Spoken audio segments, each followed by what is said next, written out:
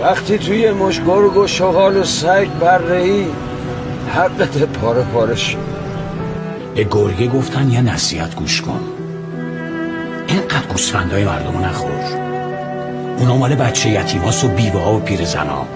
گرگه نگاهی کرد و گفت زودتر حرفته بزن، گله رفت. یه زمانی که قد شما بودم یه روزی معلمه اومد تو کلاس گفت آقا میخوایم یه تئاتر را بندازیم، کی میخواد نقش گوسفند رو بازی بکنه؟ آقا به حضرت عباس، به حضرت عباس کل کلاس اینجوری دستاشون رو گرفتن، همه جز حاجید.